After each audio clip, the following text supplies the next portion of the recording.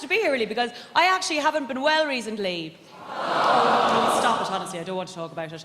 But if you insist. I really haven't, though, so that's why I'm delighted to get here today. I was rushed to A&E recently with terrible abdominal problems. Just hideous pains all up and down my tummy and around my sides. And I was rushed to A&E. And for about 3 hours, I thought, and anyone here who ever read a magazine as a teenager will know what I mean, especially the girls. I thought that I was about to have a surprise baby. Do you know the way there's those stories in the magazine going, well, everything was normal, nothing was different, everything was regular. Well, then I went to the toilet and I looked in the toilet and there was a baby in the toilet. I had a surprise baby. There was always that, and that's when I thought it was. But you'll be happy to know that actually it was, I'm bringing sexy back, a gut infection. A gut infection. But the worst part of the whole situation was that the doctor in A&E was really, really handsome. And I think doctors who are handsome should be struck off. I really do. I wanted someone with a sort of mashed potato head that I could feel at one with. But instead, this man was really handsome. He said to me, what seems to be the problem? And I was like, well, doctor, my problem is that I'm too cute. Chase me. I mean, how could I tell him that I thought I was having a surprise baby or else I was waiting for a poo? I mean, you couldn't, you know. And once we find out which one it is, do you want to go for a drink? It's really quite terrible. But the doctor did get quite worried about me. He was like, Aisling, you're going to have to get out of the house during the day. And I was like, Doc, I'd love to, but my naps are not going to take themselves. Soz. But my mother was equally worried. She was like, Aisling, just try and get out of the house and maybe do some exercise. Build up your strength and your muscle. Do a bit of exercise. But I actually find it highly offensive that my mother would suggest that I do exercise, because she knows that I actually suffer from a terrible disability which prevents me from doing any exercise, which is where I can't be arsed. I can't be arsed. I really just can't be arsed. I just kind of can't be. And I would love to be arsed. I would love to be one of those people who's naturally arsed to do things, but I just sort of can't be. And I mean, my disability affects me in so many ways. My ability to clean the bottom of the dustbin, ring my aunties back at Christmas. I would love to, but I just sort of can't be arsed to. Unfortunately. I mean, I just don't like moving too much. I would sort of rather sit on the couch and waste away than move. I don't really like moving too much. I don't even listen to sad music in case I'll be moved. That's just sort of bad by me.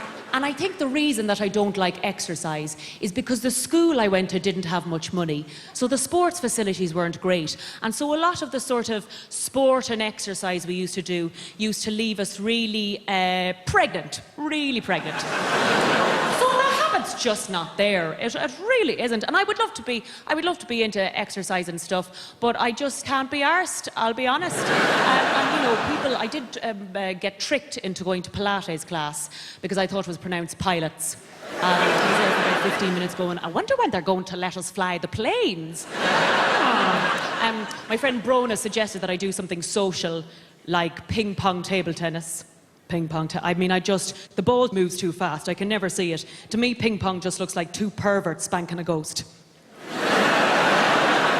Just don't understand it. Do you know what I get a buzz out of? Sitting down. I love sitting down. I do. I love sitting down. I even tried to do this gig sitting down, but they said they couldn't legally classify it as stand-up. Hi-oh! But yes, I really do love sitting down. You know the way you always hear those stories in the tabloids about those men who were found sat down in a chair, dead and alone, and they hadn't been found for days, and they were sat there covered in their own wee. Oh no. What those stories never mention is the smile on that man's face. But my mother said to me, she was like, Aisling, if you don't start doing exercise, then you could end up becoming fat thin. And I said, Jesus, Mary and Joseph and all of his carpenter friends. What is fat thin?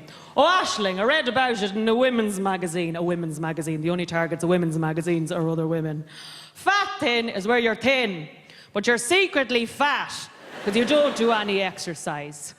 You can also be thin fat, thin, too fat, too thin, thin in the wrong place, thin in the right place, fat in the wrong place, fat in the right place. But no matter what you do, no matter what you try, you are definitely wrong. And I said, Mother, as if I don't have enough problems in my life trying to walk down the street at night and not get raped, trying to live in a society where 25-year-old women are sticking plastic and poison in their faces, so by the time they get to their 40s and 50s, they've nothing to do to themselves but pull out their eyeballs and stick babies' eyeballs in instead. We live in worlds where it's a tragedy to die young, so we're all pumped full of stuff to make us live longer, but nobody wants to do anything as unnatural as look older. Oh no, would not be mad to look older and be older.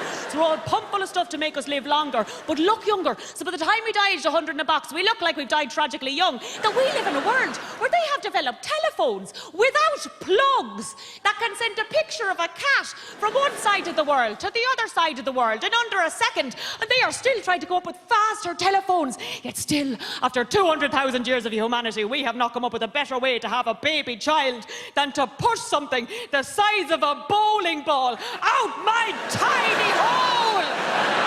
And now I have to worry about being fat thin. I said, go shove it up your floop, Mother. I didn't actually tell my mother to go and shove it up her floop. I agreed to go to a Zumba class. Ladies and gentlemen, you've been absolutely lovely. I've been Aisling B. Have a fantastic evening.